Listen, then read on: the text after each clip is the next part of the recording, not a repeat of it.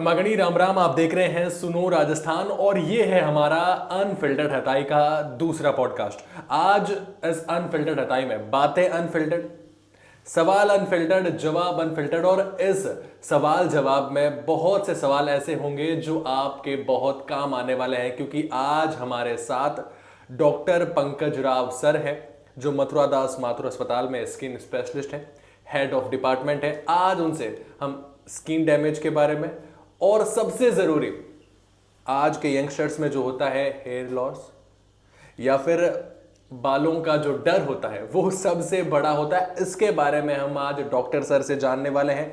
लेकिन शुरुआत सर मैं आपकी जर्नी से करना चाहूंगा और उससे पहले बहुत बहुत शुक्रिया सर। Thank you. स्वागत है आपका आज के इस आपके दर्शकों को भी हार्दिक अभिनंदन। अच्छा, आप बताइए, आप क्या जानना चाहते हैं? मैं आपकी जर्नी के बारे में जानना चाहता हूं सर कि कहां से आपने शुरुआत की, कैसे यहां तक पहुंचना हुआ सर। आदित्य जी, मैं बेसिकली अलवर में एक बहरोड एक जगह है, वहाँ पे एक छोटा सा गांव है बिजोरावास। वहाँ से शुरू हुआ, वहाँ से हमारी पेरेंटल रूट्स हैं। वहाँ से सबसे पहले मेरे फादर जो हैं वो गांव में पहले व्याख्याता बने, कॉलेज व्याख्याता बने इकोनॉमिक्स के। फिर उनकी पोस्टिंग हुई अजमेर में डीएवी कॉलेज में। डीएवी कॉलेज में जब वो पोस्टेड थे तो हमारी सारी एजुकेशन वहीं पे डीएवी कॉलेज के आसपास ही अजमेर के अंदर एक डीबीएन दयानंद बाल निकेतन स्कूल है, उसके वहाँ पे हुई। 12th वहाँ से करने के बाद में फिर मैंने तैयारी की, जो पीएमटी एग्ज़ाम होता था, आज की तारीख में नीट एग्ज़ाम होता है, वैसे ही पीएमटी होता था। पीएमटी में सिलेक्शन हुआ, उसके बाद मुझे बीकानेर में सरदार पटेल मेडिकल कॉलेज मिला। सरदार पटेल मेडिकल कॉलेज से एमबीबीएस करने के बाद में फिर उसके बाद में पीजी का एग्ज़ाम क्लियर किया और पीजी के एग्ज़ाम के ज़रिए मुझे ये जोधपुर का डॉक्टर संपूर्णानंद मेडिकल कॉलेज में चर्म रोग विभाग के अंदर रेजिडेंसी मिली। यहाँ 3 साल काम करने के बाद में जब 2011 के अंदर कंप्लीट हुई रेजिडेंसी, तो 2012 में यहीं पर सहायक आचार्य के तौर पर मुझे आरपीएससी के द्वारा नियुक्ति मिल गई। तो वहाँ से सफ़र चलते चलते फिर सह आचार्य, फिर आचार्य और फिर आचार्य और विभागाध्यक्ष का धीरे धीरे करके आगे बढ़ते रहे। बोलिए सफ़र जो है आपका 2012 से शुरू हुआ था। 2012 से मान लीजिए, या 2001 में एमबीबीएस में एंट्री हुई थी, तब से मान लीजिए एमबीबीएस में एंट्री होते ही चालू हो जाता है। पहले एमबीबीएस, फिर पीजी, फिर उसके बाद ये कंपटीशन आरपीएससी वाला कंपटीशन। तो एज ए व्याख्याता सहायक आचार्य मैं यहाँ 2012 से हूँ जोधपुर के अंदर, और पीजी जो है 2008 से 11 के बीच में यहीं जोधपुर से ही किया। तो 2008 से कंटिन्यूसली जोधपुर में ही रहना हो रहा है। आपने बताया था कि टीचिंग बैकग्राउंड से आपकी फैमिली में हर कोई है, लेकिन आप अपनी फैमिली के पहले डॉक्टर हैं, या आपके गांव के भी शायद आप पहले डॉक्टर होंगे। तो क्या, कैसे, या क्या ऐसा दिमाग में था कि नहीं इसी तरफ जाना है, यही बैकग्राउंड चूज करना है पूरा परिवार से हटकर? डेफिनेटली आदित्य जी, शुरू में मैं फैमिली का अगर इंट्रोडक्शन दूँ तो मेरे फादर इकोनॉमिक्स में अजमेर में डीएवी कॉलेज में व्याख्याता रहे हैं, वहीं से वे रिटायर हुए। मेरी बड़ी बहन जो हैं वो अलवर कॉलेज जो है, जीडी कॉलेज जो सबसे बड़ा कॉलेज है वहाँ पे गर्ल्स का, उसमें एज ए प्रिंसिपल कार्यरत हैं। मेरी छोटी बहन, उन्होंने भी बीएड कर रखी है और वो दिल्ली में है। भाई भी हैं, वो भी जूनियर लेक्चरर हैं अलवर में ही। तो सब टीचिंग लाइन में है। मैं पहला था जो डॉक्टर लाइन में। उसका रीज़न ये था कि मेरे फादर की बड़ी इच्छा थी कि डॉक्टर बने। तो इनिशियली शुरुआत में जब उन्होंने कहा कि भाई एक बार पीएमटी की तैयारी करो, तो मैंने पीएमटी की तैयारी की। उनको लगता था कि मैं ब्राइट स्टूडेंट हूँ, पीएमटी उस टाइम बड़ा मुश्किल हुआ करता था, क्लियर कर लेंगे। तो शुरुआत तो उससे हुई थी, लेकिन जब एक बार आप एंटर किए फील्ड के अंदर तो फिर आपको धीरे धीरे इन चीज़ों में इंटरेस्ट आना शुरू हो जाता है। आपको लगता है कि आप कितना अच्छा काम कर रहे हो, कितने सारे लोगों की सेवा कर रहे हो। बहुत ही अच्छी फीलिंग आती है जब भी आप देखते हो दूसरे डॉक्टर्स को ईमानदारी से काम करते हुए देखते हो, लोगों की जान बचाते हुए देखते हो, या उनकी बीमारियों को दूर करते हुए देखते हैं। तो ऐसा होने से फिर धीरे धीरे जब एमबीबीएस में एंटर हुआ, पोस्टिंग वगैरह लगने लगी, तब इस फील्ड में और इंटरेस्ट डेवलप होता गया, और ज़्यादा इंटरेस्ट होता गया, और फिर उस जरिए फिर धीरे धीरे ये फील्ड पूरी तरह से अपना लिया मैंने, और उसके बाद में फिर अब जहाँ है वहाँ है। कभी ऐसा लगता है कि सर जो मैंने बैकग्राउंड चूज किया है उसकी वजह से कहीं ना कहीं फैमिली से दूर रहना पड़ता है, कि अलवर अपना खुद का गांव, अपना शहर, लेकिन वहां से बीकानेर आप पहुंचते हैं, बीकानेर से जोधपुर आते हैं, तो वो दूरी जो है एक कई सैकड़ों किलोमीटर की हो जाती है अपने परिवार से। कभी ऐसे विचार आता है आप जब अकेले बैठते हैं? विचार तो आता है, लेकिन आज तो फिर भी, आज की तारीख में तो फिर भी ऑप्शंस हैं, क्योंकि हर ज़िले के अंदर मेडिकल कॉलेज का योजना चल रही है सरकार की। हमने जिस टाइम पे किया था 2001 में, उस टाइम तो कुल मिला के केवल 6 मेडिकल कॉलेज ही थे राजस्थान में। तो कोई चॉइस तो थी ही नहीं। दूर तो अगर मेडिकल की पढ़ाई करनी है तो आपको घर से दूर जाना ही पड़ेगा। और उस टाइम तो और भी ज़्यादा ख़राब हुआ मेरे साथ में कि हम अजमेर रहते थे उस टाइम, और अजमेर में खुद में मेडिकल कॉलेज है, लेकिन वही एक ऐसा साल था जिसमें अजमेर मेडिकल कॉलेज की सीट पहले भर गई और बीकानेर की बाद में। तो मुझे बीकानेर मिला बजाय अजमेर मिलने के। तो फिर उसके बाद में, लेकिन हाँ ये मान लीजिए कि 2001 के बाद से कभी घर पे रहने का मौका ही नहीं मिला, बस मिलने के लिए ही जाते हैं। अब स्पेशली ज़्यादा बुरा लगता है जब पेरेंट्स बड़े हो गए और वो गांव में रह रहे हैं, और फिर भी उनके पास में केयर करने के लिए, हालांकि अलवर में मेरे ब्रदर और सिस्टर दोनों रहते हैं, लेकिन फिर भी उन्होंने गांव में रहना ऑप्ट किया है, जो अलवर से लगभग 60 किलोमीटर दूर है। तो वहाँ पे अब ऐसा महसूस होता है कि उनके पास रहा जाए, या उनको कभी कोई ज़रूरत हो, बीमारी हो, तो उनकी केयर करने के लिए कोई ना हो, तो बेहतर होता है कि वो हमारे पास रहते या हम उनके पास रहते। लेकिन ये हमने शुरू से यही देखा है। मेरे फादर ने भी अपनी सारी नौकरी अजमेर में की है। उस टाइम उनकी मदर थी और मेरी मदर थी, वो गांव में रह के संभाला करती थी सब कुछ, तो उन्होंने भी अकेले ही फैमिली से दूर रह के किया है। तो शायद इस वजह से आदत पड़ गई। लेकिन हाँ, डेफिनेटली कभी कभी ये फीलिंग काफ़ी ज़्यादा आती है, और स्पेशली जब घर में कोई बीमार हो जाता है या हमें ऐसा लगता है कि उनको ज़रूरत है और हमें वहाँ पे होना चाहिए और हम कुछ नहीं कर पा रहे यहाँ बैठे बैठे, तो ये फीलिंग ज़रूर तो वो कभी कभी ऐसा लगता है कि यार पास में होना चाहिए, पास में होना चाहिए। तब बहुत दुख होता है कि जब कोई मेडिकल हेल्प की ज़रूरत होती है और हम मेडिकल फील्ड में होके भी कुछ हेल्प नहीं कर पाते, तो बहुत बुरा लगता है। अच्छा सर, मैं मेन विषय पर बस एक इस सवाल के बाद आता हूं जो अपना स्किन ट्रीटमेंट को लेकर या हेयर लॉसेस को लेकर, लेकिन उससे पहले एक ज़रूरी सवाल ये करना चाहूँगा कि जब गांव में पता चला कि हमारे गांव का लड़का स्किन डॉक्टर बन चुका है, एक बड़ा डॉक्टर बन चुका है, फिर पता चलता है कि अब हेड ऑफ डिपार्टमेंट बन चुका है, तो कैसा उस वक्त गांव में माहौल होता है? क्या उस वक्त घर में माहौल था? बहुत ही अच्छा रहता है गांव में। हर लोग, गांव का माहौल थोड़ा अलग ही होता है। वहाँ सब लोग बहुत क्लोजली मिले जुले रहते हैं। हमारे गांव में जो है, हमारे हवेली है, जो पुश्तैनी हवेली है गांव में, जो हमारे पास ही, हमारे उसके अंदर पुराने ज़माने में बताते हैं, आज से 200-250 साल पहले कोर्ट वगैरह भी वहाँ पे एक सिंपल जो वो सारे हुआ करते थे गांव लेवल के फैसले। तो हमारे घर का माहौल शुरू से ही ऐसा है कि आप देखेंगे कि शाम को 4 बजे से लेके 8-9 बजे तक कोई ना कोई हमारे यहाँ पे बैठा ही रहता है बाहर। गांव का जो टिपिकल माहौल होता है, हाँ, एक चौपाल, जैसे जो यहाँ पे आप हताई जिनको हाँ, बोलते हैं, वैसे वो हमारे घर के बाहर वो माहौल चलता है। और गाँव में कभी भी ऐसा नहीं होता कि हमें हमारे घर पे जाके खाना खाना है या उसको वहाँ जाना है। गांव में इस तरह का माहौल होता ही नहीं है। गांव में जो आदमी जिसके यहाँ पे शाम को होता है, अगर वहाँ पे खाना ऑफर किया गया है, खाना बन रहा है, तो बेवजह की कोई वो नहीं होती कि अपनायत आज भी हाँ कायम रहती है। तो इसलिए हमने तो शुरू से ये माहौल देखा है कि हमारे घर में कंटिन्यूअसली शायद चाय का पतीला तो हटता ही नहीं है, गैस से चूल्हे से कभी हटते हुए ही नहीं देखा, क्योंकि कोई ना कोई आता ही रहता है। तो जब ऐसे माहौल में रहते हैं तो डेफिनेटली जो भी लोग हैं वो बहुत ज़्यादा खुश होते हैं, बहुत ज़्यादा उनकी तरफ से वो मिलता है, प्यार मिलता है, उन्हें बहुत ज़्यादा अच्छा लगता है। लेकिन इसमें कई बार ऐसा भी होता है कि उन्हें ऐसा लगता है कि हर चीज़ का इलाज ये कर देगा। तो कई बार वो दूसरी समस्याओं को न्यूरो वीरो के, तब मुझे उन्हें बताना पड़ता है कि भैया, गाइड करना पड़ता है कि हाँ इससे संबंधित डॉक्टर दूसरे होते हैं और उनको मैं करवाता हूँ, उनसे बात करवाता हूँ। तो ऐसा कभी होता है कि जब आप गांव जाते हैं लंबी छुट्टी लेकर, तो आते हैं लोग आपके पास कि देखो हमारे बच्चे को स्किन प्रॉब्लम है, या ये देखो एक्ने जो है इसके चेहरे पर निकल आए हैं? तो हमेशा ही होता है आदित्य जी। मतलब इनफैक्ट वेट करते हैं कि जब होते हैं, जब मैं मान लो 4-5 दिन के लिए गांव गया हूँ, तो वो पता तो रहते ही, जैसे मैंने बताया कि माहौल ऐसा है कि हाँ भाई आने वाला है, आने वाला है। तो गांव में मतलब हमारे घर का माहौल ऐसा है कि पूरे गांव को ही पता होता है कि भाई आएंगे, अब उनकी छुट्टियां होने वाली हैं, जो भी कुछ अब आने का प्लान है। हाँ। तो वो सब लोग, ऐसा एक बार नहीं, हमेशा ही ऐसा होता है। जब मैं गांव में रहता हूँ तो मोस्ट ऑफ द टाइम कोई ना कोई रिलेटिव, गांव के लोग या आसपास के गांव के लोग, वो किसी ना किसी स्किन संबंधी, जैसा मैंने बताया स्किन तो अलग है, स्किन के लिए तो आए तो कोई बात ही नहीं है, दूसरी बीमारियों के लिए भी लोग बाग आते हैं। और फिर मुझे उन्हें बताना पड़ता है या गाइड करना पड़ता है कि इस चीज़ के डॉक्टर दूसरे हैं, उनसे मिलिए, और जहाँ तक संभव हो सकती है मदद करने की कोशिश करते हैं।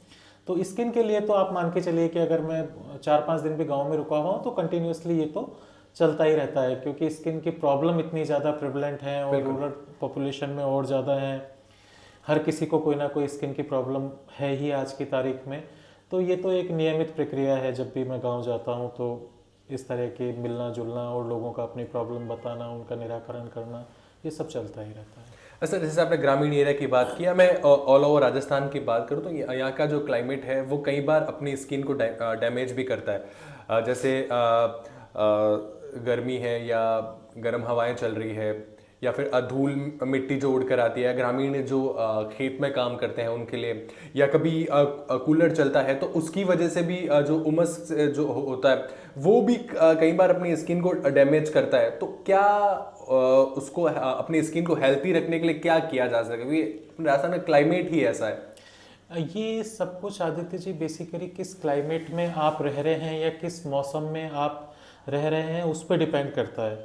जैसे मान लीजिए आप गर्मी में हैं तो जोधपुर वैसे भी सन सिटी कहलाता है। बिल्कुल। यहाँ पे गर्मी से रिलेटेड बीमारियाँ या धूप से रिलेटेड बीमारियाँ बहुत ज़्यादा होती हैं। तो उसमें धूप से अगर बचाव रखना, क्योंकि 12 में से लगभग 10 महीने सूरज का प्रकोप ही रहता है जोधपुर के ऊपर, तो उस टाइम पे सबसे ज़्यादा ज़रूरी है कि धूप से जितना हो सके उतना बचाव रखें। धूप में ज़्यादा ना जाएं, उससे कई तरह की कॉस्मेटिक प्रॉब्लम भी हो सकती हैं और बीमारियां भी हो सकती हैं। कॉस्मेटिक प्रॉब्लम में जैसे कि चेहरे पर कालापन आना हो सकता है। बहुत कॉमनली औरतें आती हैं या लोग बाग आते हैं जो बाहर काम करते हैं और वो कहते हैं कि हमारा स्किन कलर धीरे धीरे काला होता जा रहा है। तो उसमें सबसे ज़रूरी पहला स्टेप यही है कि सन एक्सपोजर को जितना हो सके उतना अवॉइड किया जाए, धूप से जितना हो सके उतना बचाव रखा जाए, तभी उसके ऊपर किसी भी तरह की मेडिसिन या जो स्किन ब्राइटनिंग ट्रीटमेंट है वो असर कर पाएंगे। अगर हम ट्रीटमेंट लेते रहेंगे और धूप में जाते रहेंगे तो बहुत ज़्यादा असर दवाइयों का आएगा नहीं। दूसरा, धूप की वजह से कई तरह के एक्जिमा भी डेवलप हो जाते हैं जो लोगों को बहुत परेशान करते हैं, जिन्हें फोटोडर्मेटाइटिस कहते हैं। एक तरह की एलर्जी हो जाती है जिसमें बहुत ज़्यादा खुजली चलती है, मरीज के लिए अपना दिनचर्या का काम करना ही मुश्किल हो जाता है। इवन धूप में ही नहीं, धूप के बाद जब वो वापस घर में रात को लौटते हैं तो भी उन जगहों पे खुजली चलती रहती है जहाँ पे धूप का एक्सपोजर ज़्यादा होता है। तो उसके लिए भी ट्रीटमेंट से उसको ठीक किया जा सकता है, लेकिन दोबारा होने से रोकने के लिए तो धूप से बचना ही पड़ेगा। तो जैसे गर्मियों की ये प्रॉब्लम है, जैसे ही हमारे यहाँ पे बारिश आती है तो उस टाइम पे दिक्कत यह रहती है कि ह्यूमिडिटी बहुत ज़्यादा होती है। उस टाइम खेतों में फसलों का काम चल रहा होता है तो बहुत ज़्यादा मॉइस्चर में रहते हैं। तो आजकल फंगल इन्फेक्शन बहुत ज़्यादा बढ़ गया है।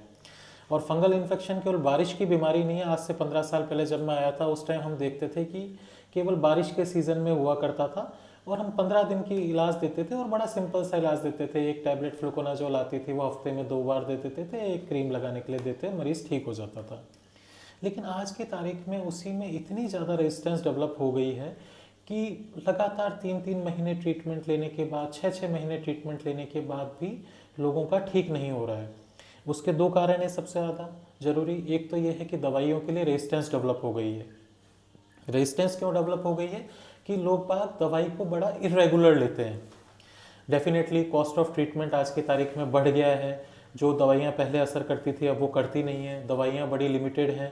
तो नॉर्मली लोगों की टेंडेंसी होती है कि एक बार 15 दिन का ट्रीटमेंट लिया और उसके बाद ठीक हो गया, उन्होंने ट्रीटमेंट बंद कर दिया। अब वो फंगस वापस आएगा।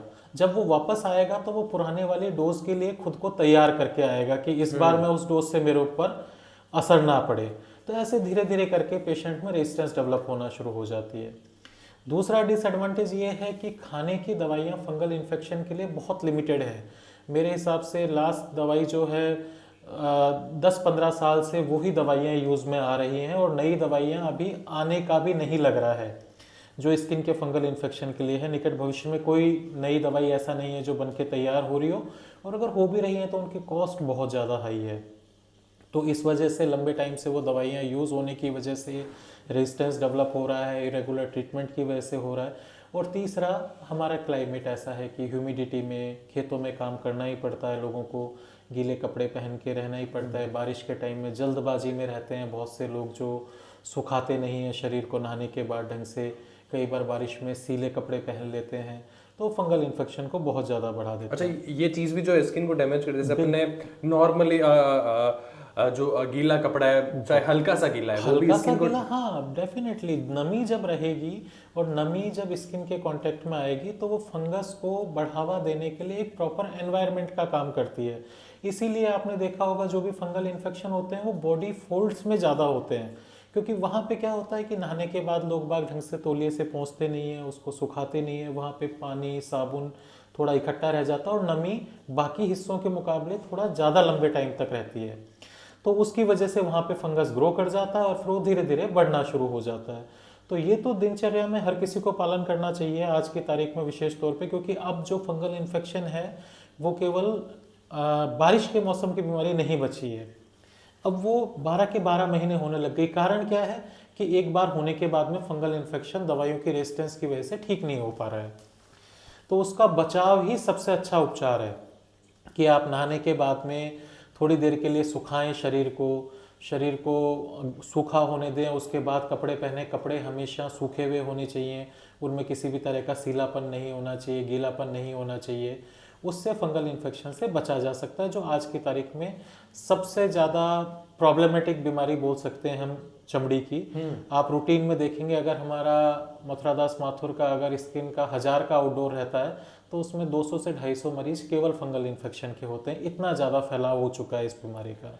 जो मेनली सिटी से होते हैं या ग्रामीण एरिया सभी लोग आते हैं? ग्रामीण एरिया से भी आते हैं और सिटी से भी आते हैं, दोनों जगह कारण अलग अलग होते हैं। ग्रामीण एरिया में कारण ये होता है कि उन खेती बाड़ी के टाइम में और उन्हें थोड़ा गीला रहना पड़ता है, फसलों में सिंचाई वगैरह के टाइम में गीला रहना पड़ता है और थोड़ा सा इस वजह से उनके गीलेपन का एक्सपोजर ज़्यादा होता है। हाइजीन कई बार हम मान लेते हैं कि थोड़ा सा पुअर, क्योंकि उन्हें रेगुलरली डस्ट में काम करना पड़ता है। और शहरी एरिया के अंदर सबसे बड़ी कारण है कि लोग बागों को सुबह तुरंत ऑफिस जाना पड़ता है, भागना पड़ता है, तो नहाने के बाद सुखाने के लिए ज़्यादा टाइम नहीं दे पाते हैं। बहुत भागा दौड़ वाली ज़िंदगी हो गई है कि तुरंत सुबह नहाओ, नहा के तुरंत कपड़े पहनो और तुरंत ऑफिस के लिए रवाना हो जाओ, जबकि सुखाने के लिए टाइम देना चाहिए आइडियली। सर कहते हैं कि अपनी लाइफस्टाइल जो है वो भी कई बार अपनी स्किन को डैमेज करती है। जैसे लेट नाइट अगर फ़ोन चला रहे हैं, स्क्रीन टाइम ज़्यादा है फेस की तरफ, तो वो अपने जो है फेस को डैमेज या स्किन डैमेज करती है। या फिर और भी कई सारे ऐसे रीजंस हैं, जैसे पेट में कुछ गड़बड़ी है तो वो भी अपनी स्किन को डैमेज करती है, स्किन एलर्जीज बढ़ाती है क्या? देखिए आदित्य जी, सबसे ज़रूरी बात हमें ये समझनी पड़ेगी, स्किन हमारा ऐसा ऑर्गन है जो सबसे ज़्यादा एनवायरनमेंट के या बाहरी एनवायरमेंटल फैक्टर के कांटेक्ट में आता है। कोई बॉडी का ऑर्गन ऐसा नहीं है जो डायरेक्ट डे टू डे जो स्ट्रेस होता है एनवायरनमेंट का हमारे चारों तरफ जो है उसको झेलता है। एक तो एनवायरनमेंट का स्ट्रेस, चाहे धूप हो, चाहे बारिश हो, चाहे सर्दी हो, चाहे ठंडी हवा हो, चाहे किसी भी तरह का केमिकल हो एनवायरनमेंट के अंदर, चाहे डस्ट हो, वो सबसे पहले कहाँ इफेक्ट करेंगे? स्किन पे इफेक्ट करेंगे, क्योंकि पूरी बॉडी पे स्किन ही है चारों तरफ। तो स्किन इसलिए भी सबसे ज़्यादा इफेक्टेड रहती है। दूसरा, एक हमारे इंटरनल बॉडी ऑर्गन्स में और स्किन के अंदर एक सामंजस्य में चलता है काम। अगर कोई भी बॉडी का ऑर्गन, केवल पेट की बात नहीं कर रहे, अगर और भी कोई ऑर्गन आपका हार्ट भी है, लंग भी है, वो अगर कोई भी ऑर्गन जो है वो पूरी तरह से प्रॉपर तरीके से फंक्शन नहीं कर रहा है तो उसका सबसे पहला इफेक्ट जो होगा वो स्किन पे दिखाई देगा। चाहे स्किन में डलनेस आए, चाहे स्किन में दूसरे झुर्रियाँ पड़ने लग जाएं, चाहे और किसी तरीके से हो, वो स्किन को अफेक्ट करेगा ही करेगा। उनकी दवाइयाँ भी स्किन को इफेक्ट करती हैं, उनके लिए जो दवाई ली जाती है मोस्ट ऑफ द टाइम वो दवाइयाँ भी इफेक्ट कर सकती हैं। अब दूसरी बात आपने जो पूछी कि गैजेट्स का कितना रोल है, गैजेट्स का भी बहुत ज़्यादा रोल है। इसका रोल हम कह सकते हैं कि 2-3 तरीके से पड़ता है। एक तो डायरेक्ट रोल है कि उनकी जो रेज होती हैं वो हमारी स्किन को अफेक्ट करती हैं। मोस्टली आजकल यंगस्टर्स में क्या, आजकल तो सब में ये हैबिट हो गई कि रात को लाइट बंद करके मोबाइल की रोशनी में देखने का, कोई रील देखने का या कुछ देखने का, वो बहुत ज़्यादा आंखों पे जोर पड़ता है। जितनी छोटी स्क्रीन होती है उसकी रेज उतनी ज़्यादा हार्मफुल होती हैं और कंसनट्रेटेड होती हैं, वो आपकी आईज़ पे इफेक्ट डालती हैं और आईज़ पे इफेक्ट डालती है आईज़ के चारों तरफ कालापन आना शुरू हो जाता है, पिगमेंटेशन आना शुरू हो जाता है, साथ ही चेहरे पे भी पिगमेंटेशन आना शुरू हो जाता है, स्किन डल होना शुरू हो जाती है। तो इस तरीके से एक तो ये इफेक्ट हो गया। दूसरा, जब आप इस तरह के गैजेट्स में इन्वॉल्व रहते हैं तो आपकी फिजिकल एक्टिविटी कम हो जाती है। फिजिकल एक्टिविटी कम होगी तो भी स्किन के ऊपर नेगेटिव इफेक्ट पड़ेगा ही। स्किन को हेल्दी रखने के लिए ज़रूरी है आप रेगुलर एक्सरसाइज करें, थोड़ा वॉक करें, खुली हवा में जाएं, पानी ज़्यादा पिएं। तो इन सब पे डायरेक्ट इनडायरेक्टली गैजेट्स का जो एक्सेसिव एक्सपोजर है वो स्किन को डैमेज करता ही करता है। अच्छा, जैसे वॉक की बात आपने की तो मुझे याद आ रहा है कि जब मैं आपके पास आया था ट्रीटमेंट लेने के लिए, जब मैं मेडिसिन ले रहा था, तो वो अब उन भैया ने बताया था मुझे कि सर खुद डेली वॉक करते हैं और कई बार अपने सारे काम जो है पैदल चलकर करते हैं। तो कितना बेनिफिशियल है अपने लिए वॉक करना? कब वॉक करना ज़्यादा बेनिफिशियल है? वॉक करना तो बेनिफिशियल है, आजकल बहुत सारी स्टडीज़ में आ गई है कि 10,000 स्टेप चलने चाहिए, हमें रेगुलरली चलने चाहिए, जो फिजिकल फिटनेस के लिए ज़रूरी है। और ये जो बेसिकली है वॉक का बेस्ट टाइम अगर माना जाए तो वो सुबह का होता है। सुबह जब आप खुली हवा में जाते हैं तो हमारी बॉडी के अंदर डिफरेंट हार्मोन सिक्रेट होते हैं जो मूड आपका अच्छा करते हैं। खुली हवा में या गार्डन में जाते हैं वो स्किन को बढ़िया करते हैं। उस टाइम एयर के अंदर पॉल्यूशन भी सबसे कम होता है क्योंकि उस टाइम ट्रैफिक वगैरह इतना ज़्यादा नहीं होता। तो अगर हम देखा जाए तो सुबह का टाइम सबसे बढ़िया होता है, लेकिन आजकल की जो लाइफ स्टाइल है उसमें हर किसी के लिए सुबह जाना पॉसिबल हो नहीं पाता। तो बेटर ये रहता है कि आपको जब भी टाइम मिले, या तो रात को मिल रहा है या रात को, तो आप उस टाइम पे करें। अब जहाँ तक दिनचर्या के काम वो करने की आदत है, गाँव में और शहरों में यही अंतर है कि गाँव में नहीं चाहते चाहते भी लोग बाग 10,000 स्टेप या कितने वो चल लेते हैं क्योंकि वो डेली कुछ ना कुछ काम के लिए इधर से उधर खेतों में जा रहे हैं, कुछ भी कर रहे हैं।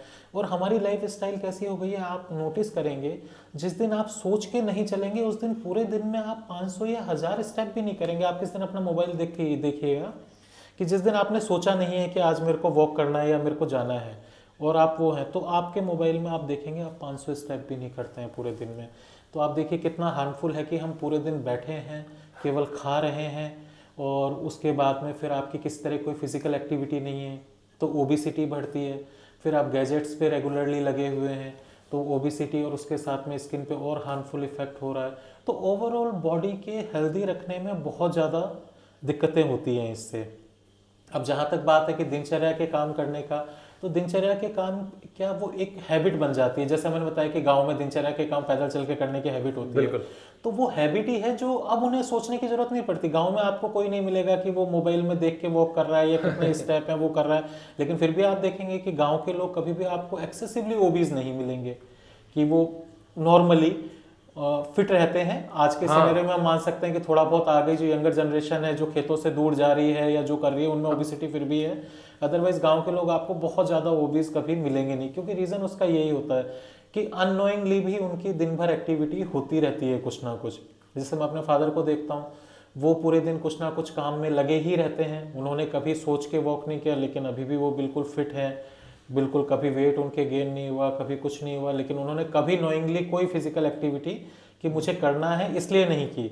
लेकिन वो डे टू डे में ही इतना हो जाता है कि वो, तो यही हैबिट मैं यहाँ पे डालना चाहता हूँ कि अपने जो रूटीन के काम है, बजाय कि हर बात के लिए गाड़ी निकालने के आप पैदल चलो थोड़ा बहुत, तो वो डेली ऐसा करने से आपके कुछ स्टेप हो ही जाते हैं। नहीं तो क्या हैबिट पड़ जाती है कि आप थोड़ा सा भी काम होता है या तो आप अपना 2 व्हीलर निकाल लेते हो या 4 व्हीलर निकाल लेते हो, आपको 100 मीटर दूर जाना है उसके लिए भी, हालांकि टाइम आपका उसमें ज़्यादा लग रहा है। आप गाड़ी को बाहर निकालते हो, वहाँ तक पहुँचते हो, फिर वापस गाड़ी को अंदर डालते हो, इतनी देर में आप पैदल जाके काम कर सकते हो वो अपना, लेकिन फिर भी ये आदत बन गई है। दूसरा इससे क्या होता है कि आप अगर मान लीजिए मैं दिन में अपने काम कर रहा हूँ और उसमें मैंने 10,000 स्टेप का टारगेट रख रखा है और मेरे उस काम के दौरान 4-5 हज़ार स्टेप हो गए, तो शाम को जब मैं देखता हूँ तो एक मोटिवेशन मिलता है कि अरे चलो इतना हो गया 4,000, अब तो 6,000, अब तो 1 घंटे ही वॉक करना है, कहाँ दिक्कत है, 1 घंटे तो कर लेते हैं। तो वो मोटिवेशन बहुत बड़ी चीज़ होती है। नहीं तो जब रात को आप देखते हो कि आप सुबह एक पूरे दिन नहीं चला तो फिर ऐसा लगता है चलो छोड़ो यार कल ही करेंगे, अब 1.5 घंटे 2 घंटे कौन चलेगा। तो वैसे आपकी स्किन को देखकर लग रहा है कि आप मॉर्निंग वॉक भी करते होंगे या 10,000 या 20,000 कदम चलते होंगे आप। हाँ, मतलब ऐसी हेल्थी स्किन होनी चाहिए। कोशिश मेरी हमेशा मिनिमम 10,000 स्टेप्स की रहती है। उससे ज़्यादा हो जाए तो बहुत अच्छा बात है। कोशिश आप सही कह रहे हैं मॉर्निंग की रहती है, लेकिन मॉर्निंग में हमेशा पॉसिबल नहीं हो पाता है। कई बार किसी वजह से, कई बार ठंड की वजह से कि हवा बहुत ज़्यादा चल रही है, कई बार कुछ फैमिली रेस्पॉन्सिबिलिटीज़ होती हैं। लेकिन हाँ, ये कोशिश ज़रूर रहती है कि पूरे दिन में किसी भी तरीके से अपन 10,000 स्टेप या उससे ज़्यादा एक बार चल लें, जिससे बॉडी थोड़ी एक्टिव रहे।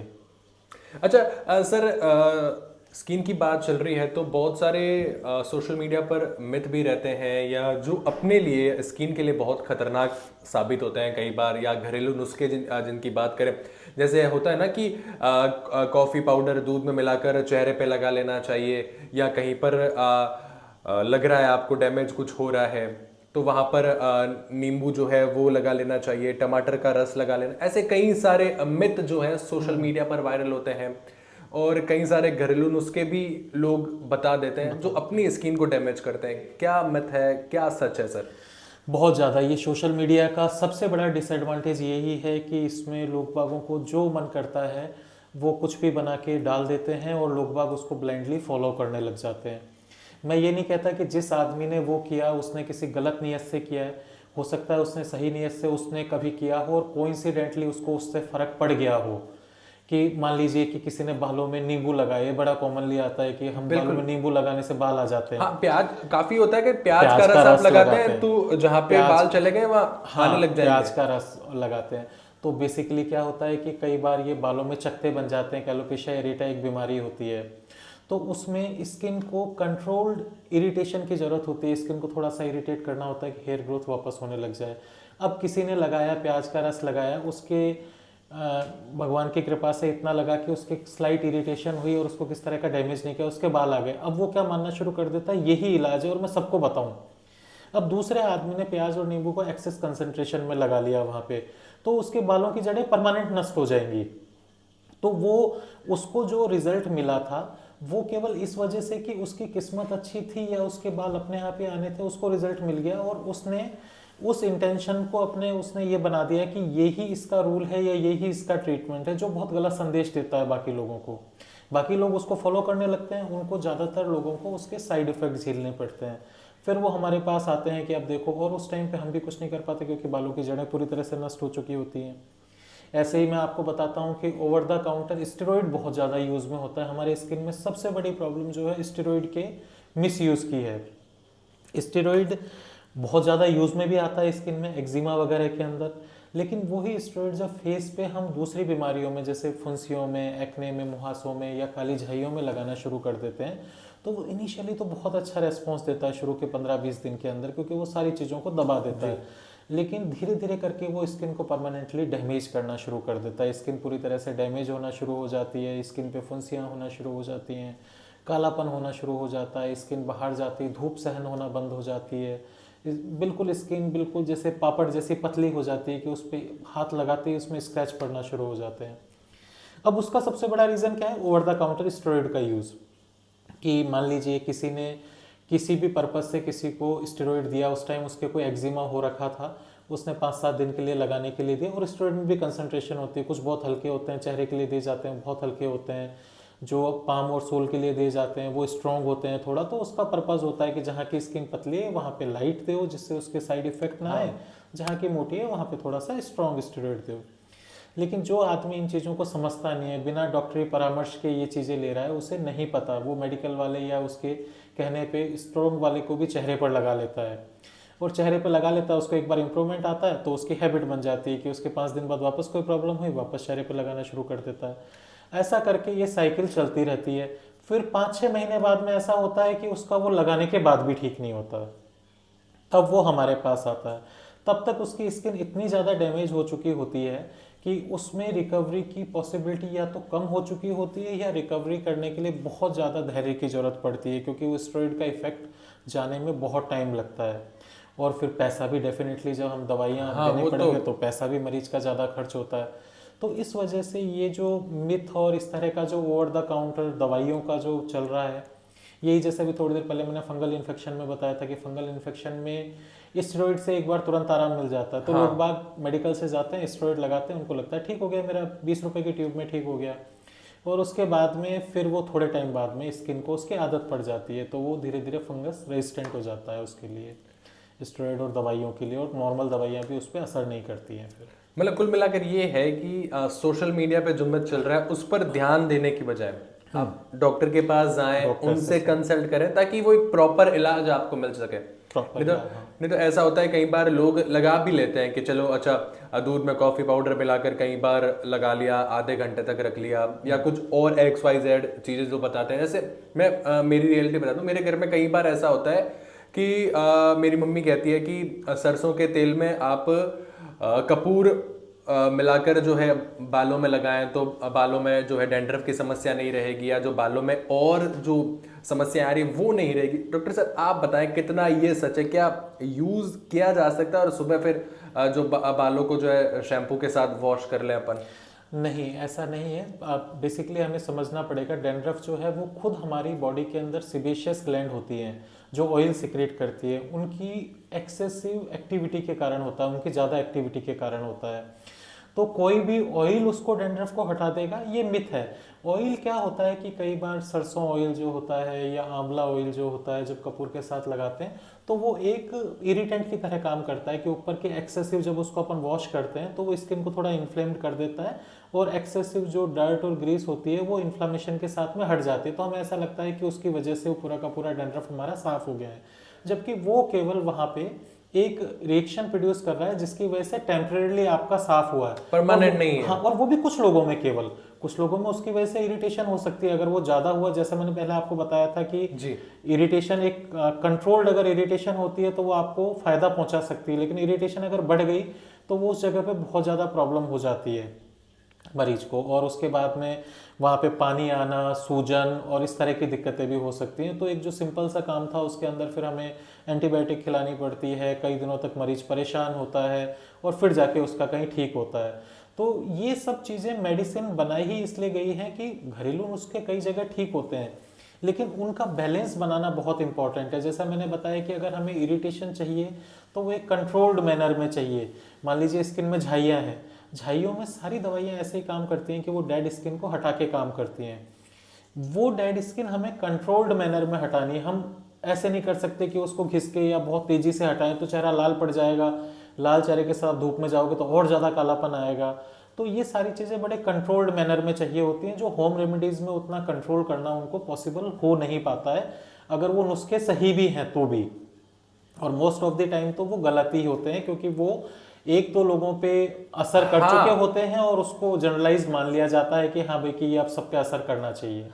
अच्छा सर, एक जब मैंने कहा था कि आपसे पॉडकास्ट करना, तो एक सवाल बार बार मेरे मन में था कि आजकल देखा जाता है कि 25 की उम्र के बाद जो है या तो बालों का झड़ना शुरू हो जाता है, और सबसे बड़ी समस्या ये है कि 25 की उम्र के बाद बाल जो है वो सफ़ेद होने लग जाते हैं। क्या कारण है सर इसके पीछे कि इतनी जल्दी बाल सफ़ेद हो रहे हैं? हार्मोनल इन्फ्लुएंस, बाल झड़ने के लिए तो मेनली हार्मोन का सबसे बड़ा इन्फ्लुएंस है। इसके स्पेशली जो हम मेल्स की बात करते हैं, मेल्स में आजकल एंड्रोजेनेटिक एलोपेशिया होता है जो टेस्टोस्टेरोन हार्मोन की एक्सेस की वजह से होता है, वो बहुत कॉमनली बढ़ रहा है। और उसका इनडायरेक्ट रीज़न ये है कि हमारी डाइट वगैरह जो है आजकल पैकेज्ड फूड वगैरह और ये सब बढ़ रहा है, तो उससे टेस्टोस्टेरोन हार्मोन पे इफेक्ट पड़ता है, हमारी बॉडी के हार्मोनल इम्बैलेंस होता है बॉडी के अंदर और उसकी वजह से हेयर लॉस बढ़ जाता है। यही औरतों में भी बहुत सारे कारण होते हैं, जैसे जब पैकेज्ड फूड अपन खाते हैं या डाइट प्रॉपर नहीं होती है तो डाइट के अंदर एसेंशियल जो विटामिन और मिनरल होते हैं उनकी कमी आना शुरू हो जाती है। आजकल आपने देखा होगा कि डाइट या तो हेल्दी नहीं है और या फिर ओबेसिटी की वजह से लोग वह क्रैश डाइटिंग कर रहे हैं। ये दो बड़ी कॉमन प्रॉब्लम है कि या तो फिर खाएंगे तो बिल्कुल ही ऊट पटांग जो खा रहे हैं वो खाते जाएंगे, पैकेज्ड फूड खाते जाएंगे। और इवन अभी आपने कुछ दिन पहले एक अखबार के अंदर एक आर्टिकल पढ़ा होगा कि ये आया कि फीमेल्स क्यों मेल्स को आउटलिव कर रही हैं आज की तारीख में। तो उन्होंने ये रीज़न दिया अखबार के अंदर कि क्योंकि फीमेल्स खाना कम खाती हैं तो उनके अंदर जो खाने के जरिए जो केमिकल आज की तारीख में जो जा रहे हैं हमारे जो फूड वगैरह के जरिए वो कम जा रहे हैं, तो उनकी डाइट कम है इसलिए उनके अंदर खाने में केमिकल कम जा रहे हैं, इसलिए वो मेल को आउटलिव कर रही हैं, उनकी उम्र मेल से ज़्यादा होती है। तो हम इसी चीज़ से अंदाज़ा लगा सकते हैं कि खाने का कितना इंपॉर्टेंट रोल है आज की तारीख में, जो हमें खाना जो पूरी तरह से जो ऑर्गेनिक नहीं मिल पा रहा है या पूरे तरह केमिकल से फ्री खाना नहीं मिल पा रहा है। तो जब वो केमिकल होते हैं बॉडी के अंदर, ये तो एक हम नॉर्मल खाने की बात कर रहे हैं जो आप और हम घर में खाते हैं, जो हमारे घर में गेहूँ आ रहा है, दालें आ रही हैं, ये तो उनकी बात हो रही है। इसके अलावा आजकल यंगस्टर्स में बहुत ज़्यादा टेंडेंसी है पैक्ड फूड खाने की, या फिर किसी भी तरह का ये जो जंक फूड खाने की, हाँ। तो उससे क्या होता है कि ओबिसिटी तो बढ़ जाती है आपकी और आपको न्यूट्रिएंट मिलते नहीं है। तो एक रीज़न इनडायरेक्टली वो होता है न्यूट्रिएंट की कमी की वजह से हेयर लॉस होना शुरू हो जाता है। और दूसरा रीज़न क्या है, जब वो ओबिसिटी एक्सेसिव हो जाती है तो लोग बाग क्रैश डाइटिंग पे उतर आते हैं कि अब खाना नहीं खाना है। उसमें भी वो खाने को ही बंद कर देते हैं बजाय कि हेल्दी खाना खाने के। तो वो और ज़्यादा बॉडी के अंदर न्यूट्रिशनल डिफिशियंसी लेके आती है। तो वो एक तरीके से विशियस साइकिल शुरू होती रहती है कि एक चीज़ दूसरे को पहले खाना खाएंगे तो उसमें हेल्दी खाना नहीं है या केमिकल्स हैं वो आपको नुकसान पहुंचा रहे हैं। जब आपके अंदर ओबिसिटी बढ़ेगी आप सोचोगे कि मुझे अब बंद करना है या अपना वजन कम करना है, तो जो खाना बंद करने का तरीका है वो प्रॉपर नहीं है। डाइटिंग की बजाय healthy diet is more important junk for food और पैकेज्ड फूड वो छोड़ना अवॉइड जरूरी करना है। चाहिए। घर का खाना, शुद्ध घर खाना। का खाना, और किसी के पास में यदि फैसिलिटी है कि वो खेत वगैरह हैं, बहुत सारे रूरल बैकग्राउंड से होते हैं, तो उनको चाहिए कि थोड़ा ऑर्गेनिक फार्मिंग, अपने घर का जो गेहूं है या सब्जियां हैं वो हम खुद कोशिश करें अगर उग सकती है, अगर संभव है तो, क्योंकि उसका कोई मुकाबला नहीं। क्योंकि आजकल गाँव में भी क्या हो गया है कि कमर्शलाइजेशन इतना ज़्यादा हो गया, क्योंकि हम देखते हैं कि पैदावार बढ़ाने के लिए लोग बाग यूरिया और इस तरह के बहुत ज़्यादा यूज़ में लेते हैं। हालांकि गांव में अब लोग बाग समझदार हो गए हैं, वो जो खुद के यूज़ के लिए लेना होता है उसके अंदर ऑर्गेनिक फार्मिंग शुरू हो गई है। मैंने बहुत सारे गांव में और उसमें देखा है कि भाई ये जो खेत है ये तो हम खुद के काम के लिए, इसमें चाहे फसल कम हो लेकिन इसके अंदर हमें यूरिया हाँ, ये तो अपने घर के खाने के लिए है।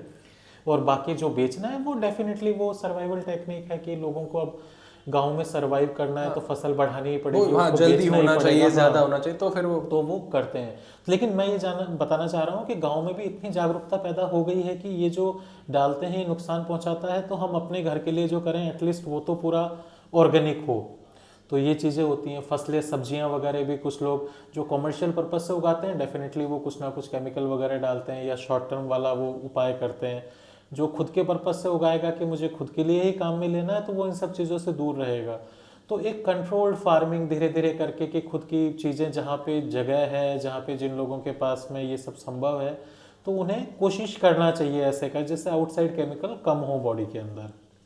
मतलब जैसे कई लोग ये भी कहते हैं कि बालों का झड़ना या बालों का जल्दी सफ़ेद होना ये पीढ़ी दर पीढ़ी होता है। जैसे अगर दादाजी के बाल नहीं, अब दादाजी के बाल जल्दी चले गए या पिताजी के बाल जल्दी चले गए, तो जाहिर सी बात है कि बेटा जो है यानी आने वाली जो पीढ़ी है तो उसके भी बाल जल्दी ही उड़ने हैं या उसके भी बाल जल्दी ही सफ़ेद होने। क्या सच है डॉक्टर सर ये?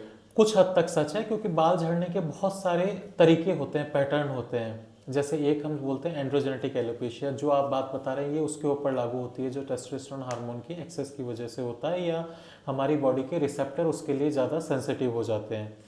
उन केसेस के अंदर ये जो सेंसिटिविटी है या एक्सेस टेस्टोस्टेरोन है ये जेनेटिक प्रोसेस के थ्रू, पिताजी या मामा जी के थ्रू बच्चों के अंदर आता है। अच्छा, ननिहाल वालों की तरफ से भी? की तरफ से भी मदर के अंदर एक जीन जो है वो डोरमेंट कंडीशन में पड़ा है, उनमें एक्सप्रेस नहीं हो रहा, लेकिन बच्चे के अंदर आ गया, तो उसमें बच्चे के अंदर उसमें जल्दी हेयर लॉस होना शुरू हो जाता है। तो ये जेनेटिक पैटर्न वाला हेयर लॉस है। लेकिन हेयर लॉस का केवल एक यही कारण नहीं है, इसके अलावा बहुत सारे पैटर्न होते हैं। जैसे मैंने बताया एलोपेशिया एरिएटा होता है जो ऑटो इम्यूनिटी के कारण होता है। ऑटो इम्यूनिटी अगर बॉडी के अंदर है तो वो आपके अंदर मैनिफेस्ट होगा नहीं होगा। एक डाइटरी डेफिशिएंसी के कारण होता है जिसको टेलोजन एफ्लुएम कहते हैं। उसके अंदर आपकी डाइट प्रॉपर नहीं है या आप पिछले कुछ समय में बहुत सीरियस आपको बीमारी हुई है या कोई फीवर लंबा चला है जिसमें बॉडी बहुत ज़्यादा स्ट्रेस में रही है, तो उसके बाद में हेयर लॉस होना शुरू हो जाता है। तो बेसिकली कारण बहुत सारे होते हैं और सही कारण आपके केस में क्या है ये एक प्रशिक्षित डॉक्टर ही बता सकता है। बिल्कुल। और इलाज भी उसी पे ही निर्भर करता है। सब लोगों के लिए सेम इलाज नहीं हो सकता, वो उसका किस तरह का हेयर लॉस का पैटर्न है उस पे ही डिपेंड करेगा। तो ये ही बहुत सारी जगह गलतियां होती हैं कि लोग बाग बस हेयर लॉस को एक कॉमन प्रॉब्लम मान के कि बस ये हेयर लॉस है, ये एक प्रॉब्लम है और हर हेयर लॉस का इलाज सेम ही होता है, तो उसी डायरेक्शन में किसी भी तरह की कोई भी ये सोशल मीडिया के जरिए या वो ट्रीटमेंट करवाना शुरू कर देते हैं, जो कि बहुत ज़्यादा हानिकारक होता है। और कई बार हानिकारक अगर आपको बॉडी के पॉइंट ऑफ व्यू से ना हो तो फाइनेंशियली होता है कि आप खरीद के प्रोडक्ट डालते रहते हैं और आपको किस तरह का कोई रिजल्ट मिलता नहीं है, और आपको या तो आपको हेल्थ की तरफ से नुकसान होगा या पैसे की तरफ से नुकसान होगा, एक तरफ से होना ही होना है। हाँ, अगर सही इलाज आप नहीं ले रहे तो फिर आपको नुकसान तो भुगतना ही है, एक तरफ तो भुगतना ही पड़ेगा आपको। अच्छा सर कभी ये भी मिथ है अगर हेयर लॉस होता है यानी लगता है कि अच्छा बाल झड़ने शुरू हो गए हैं तो काफी लोग जो है पूरे बाल कटवा लेते हैं, बाल्ड हो जाते हैं, फिर सोचते हैं कि अब इसका इलाज सब क्या स्टेप्स हैं जिनको आखिर स्टेप जहां हेयर लॉस रोका जा सकता देखिए है। कुछ हद तक ये जो है बाल छोटे करवाने वाला है, ये कुछ हद तक ठीक है। ये कुछ लोग हम भी बोलते हैं कुछ कंडीशंस के अंदर। उसका रीज़न एक, उसके दो रीज़न होते हैं बेसिकली। कि हेयर लॉस जो है, जितने लंबे बाल होंगे तो बाल होंगे, डेली कॉम्बिंग होगा, उनके ऊपर स्ट्रेस पड़ेगा, बाल उलझते हैं, कंघे में उलझते हैं, तो उनका हेयर लॉस की फ्रीक्वेंसी बढ़ जाती है। और जब छोटे बाल होते हैं तो उसमें इस तरह का हेयर लॉस रिलेटिवली कम होने लग जाता है। एक कारण ये है। दूसरा कारण ये है कि जब भी हम कोई मेडिसिन देते हैं सर में अप्लाई करने की, तो मेडिसिन्स काफ़ी एक्सपेंसिव होती हैं। और दूसरा, उनका रिजल्ट तभी मिलेगा जब वो बालों की जड़ों में लगेंगी। जब बाल बड़े होते हैं, मोस्ट ऑफ द टाइम घरों के अंदर क्या होता है कि लोग बाग खुद ही दवाई लगाते हैं। मेल होते हैं या फीमेल होते हैं, कुछ हॉस्टल में रहते हैं, कुछ कहीं रहते हैं, उनके पास में कोई दूसरा लगाने वाला अवेलेबल नहीं होती। तो आपको सोचिए, अगर कोई किसी आदमी के बाल बड़े हैं तो वो कैसे बालों की जड़ों के अंदर दवाई लगा पाएगा? वो ज़्यादातर दवाई बालों में ही लगी रह जाएगी और वो वेस्ट हो जाएगी। तो इस तरीके से कई बार हेयर जब छोटे कराने का प्रोसेस जो होता है वो लोगों को फ़ायदा पहुंचाता है। दोनों तरीके से, या तो उसके मेडिसिन ढंग से लग पा रही है, और या फिर जो अपने आप जो हेयर लॉस हो रहा है उसका daily day to day stress की वजह से बालों पे, चाहे कॉम्बिंग का स्ट्रेस हो चाहे और किसी चीज़ का स्ट्रेस हो, तो उस वजह से जो हेयर लॉस है वो अपने आप थोड़ा सा कंट्रोल में आ जाता है। अच्छा हम जो टेंशन लेते हैं या जो हम स्ट्रेस हम लेते हैं उसकी वजह से भी hair loss. Definitely hair loss, जब भी हम कोई टेंशन या स्ट्रेस में आते हैं तो हमारी बॉडी, हमारा जो ब्रेन है हमारी बॉडी को सिग्नल भेजता है। उस सिग्नल में क्या होता है कि हमारे को सबसे पहले हमारे वाइटल ऑर्गन्स होते हैं, जैसे हार्ट हुआ, लंग हुआ, किडनी हुआ, इनको ब्लड सप्लाई बढ़ानी होती है। कि सबसे पहले हमारा ब्रेन कहता है कि इन ऑर्गन्स को हमें प्रोटेक्ट करना है किसी भी तरह के स्ट्रेस से। तो उस टाइम पे हमारी स्किन का, हेयर का, इनका ब्लड फ्लो रिलेटिवली कम हो जाता है। तो कंटिन्यूस स्ट्रेस चलेगा तो बालों में ब्लड फ्लो कम हो जाता है। ब्लड फ्लो कम होगा तो हेयर लॉस बढ़ेगा। दवाइयाँ काम कैसे करती हैं? जो मोस्ट कॉमन जो दवाई है मिनॉक्सिडिल, जो हमारे हेयर लॉस के अंदर काम आती है, वो इसी तरीके से काम करती है कि वेसोडाइलेशन कराती है, बालों का हेयर फ्लो को बढ़ाती है। हेयर फ्लो बढ़ाएगा तो बाल हेल्दी रहेंगे, बालों की ग्रोथ अच्छी होगी। तो इनडायरेक्टली स्ट्रेस जो है वो बालों के हेयर लॉस को बढ़ाएगी। और स्ट्रेस जितना कम रहेगा उतना हेयर और स्किन दोनों हेल्दी रहेंगे, क्योंकि प्रॉपर तरीके से ब्लड सप्लाई होगी, प्रॉपर तरीके से उनको न्यूट्रिशन मिलेगा। क्योंकि कई बार ये भी है कि पानी का चेंज होना या हम एक जगह से दूसरी जगह अगर रहने के लिए जा रहे हैं तो उस वक्त भी ऐसा लगता है कि अच्छा ये अगर पानी चेंज हुआ है, क्लाइमेट चेंज हुआ है, तो वो भी एक रीजन बनता है हेयर लॉस का। बिल्कुल बनता है, क्योंकि पानी में कंसंट्रेशन जो होती है मिनरल्स की वो हर जगह अलग अलग होती है। लेकिन ऐसा नहीं है कि हर आदमी, कई बार हम सोचते हैं कि उस जगह बाकी दूसरा इंसान गया, उसे वो हेयर लॉस नहीं हुआ, मुझे क्यों हुआ? तो उसका रीज़न ये है कि हमारी बॉडी की सेंसिटिविटी भी अलग अलग होती है, बॉडी की टॉलरेंस पावर भी अलग अलग होती है। किस जगह अगर फ्लोराइड का कंटेंट ज़्यादा है पानी के अंदर तो वो हो सकता है दूसरे आदमी को इफेक्ट ना करे, आपको इफेक्ट कर रहा है वो चीज़। तो ये बिल्कुल क्लाइमेट चेंज होने से फ़र्क पड़ता है। क्लाइमेट, कुछ लोगों की स्किन सेंसिटिव होती है, उसमें अगर वो एक्सेसिव टेम्परेचर में चले गए, बहुत जल्दी बर्न होना शुरू हो जाती है, स्किन बहुत ज़्यादा रफ हो जाती है। और इसी तरह हेयर्स पे भी फ़र्क पड़ता है। तो ये क्लाइमेट और पानी जब चेंज होता है तो इसका फ़र्क पड़ता है, लेकिन वो सब लोगों में इक्वल नहीं हो सकता। हम कंपेयर नहीं कर सकते कि दो लोग एक ही साथ गए दूसरी जगह पे, एक को असर नहीं हुआ दूसरे को हुआ, क्योंकि हर इंसान की बॉडी बिल्कुल अलग है, उसका जेनेटिक स्ट्रक्चर बिल्कुल अलग है, उसकी टॉलरेंस बिल्कुल अलग है। तो एक आदमी पे वो चीज़ असर कर रही है, दूसरे पे नहीं कर रही है। अच्छा सर ये तो स्किन के रिलेटेड बात हो रही है, हेयर लॉसेस के बारे में मैं जानना चाहूँगा सर आपका पहला केस जो आपके पास आया था उसके बारे में, कि लगा आपको कि यार अभी शुरुआत हुई है, थोड़ी डिफ़िकल्टीज है, उस वक्त कैसा महसूस आप कर रहे थे? देखिए आदित्य जी, नॉर्मली हमारे यहाँ का एजुकेशन सिस्टम बहुत बढ़िया है कि 3 साल की जब रेजिडेंसी होती है तो उसमें हम बेइंतहा मरीज़ देखते हैं।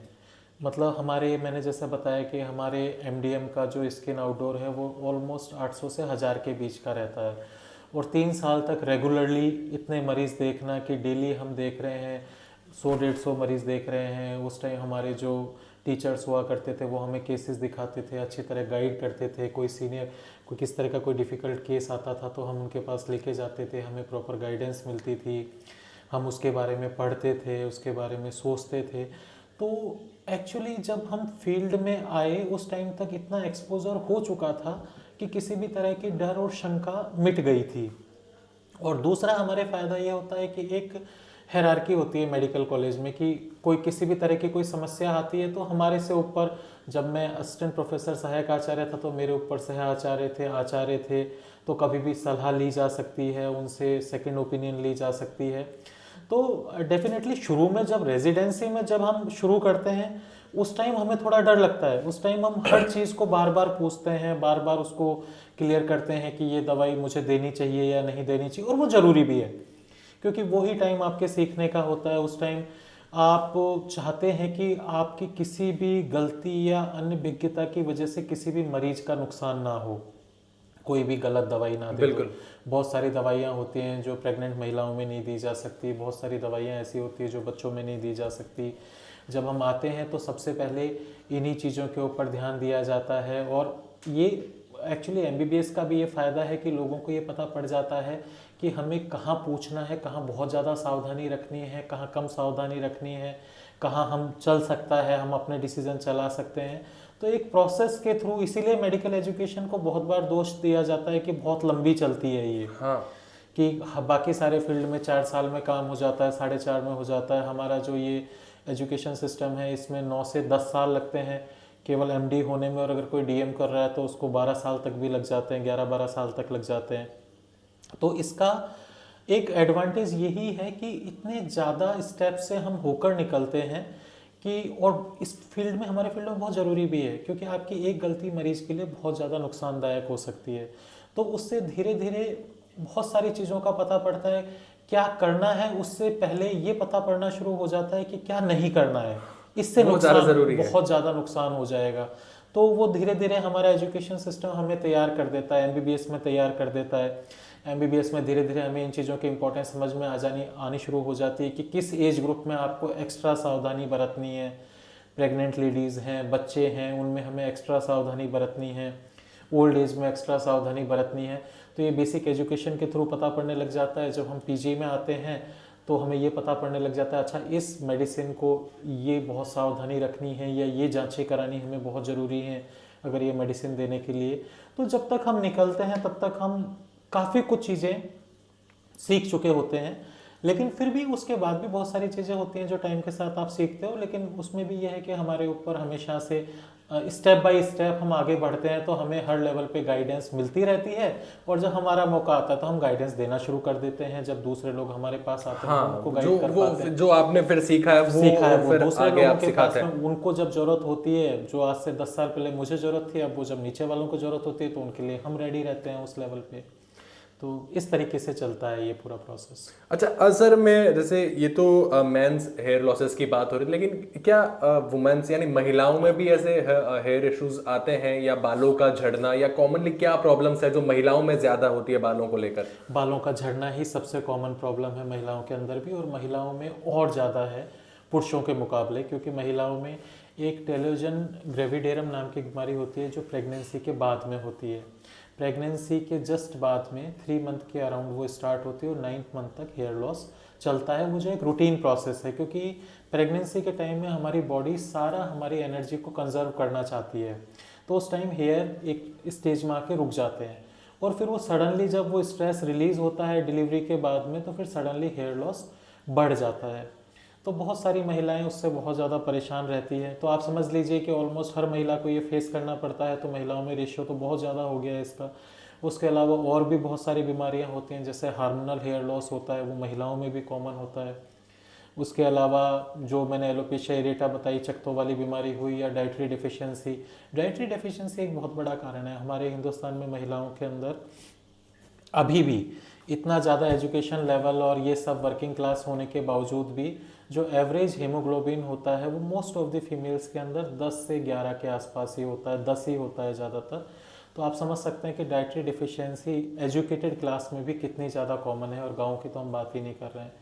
तो उसकी वजह से बहुत ज़्यादा कमी की वजह से बालों का झड़ना एक और भी ज़्यादा कॉमन समस्या है, बल्कि मैं कहूँगा पुरुषों के मुकाबले महिलाओं में ज़्यादा कॉमन है ये समस्या, हेयर लॉसेस हेयर लॉस की। और महिलाएं ज़्यादा जो होती है वो घरेलू नुस्खे इस्तेमाल करती है बजाय पुरुषों के।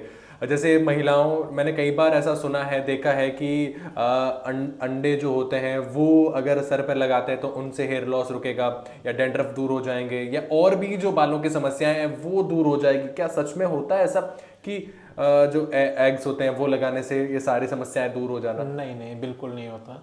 एग लगाने से कोई समस्या दूर नहीं होती, लेकिन हाँ कई बार ऐसा होता है कि मैंने जैसा बताया कि ये प्रोसेस होता है। जैसे प्रेगनेंसी के बाद बाल झड़ने वाला एक प्रोसेस होता है जो 3 महीने के आसपास शुरू होता है, पोस्ट डिलीवरी, और 9 महीने पे अपने आप ही ख़त्म होना शुरू हो जाता है।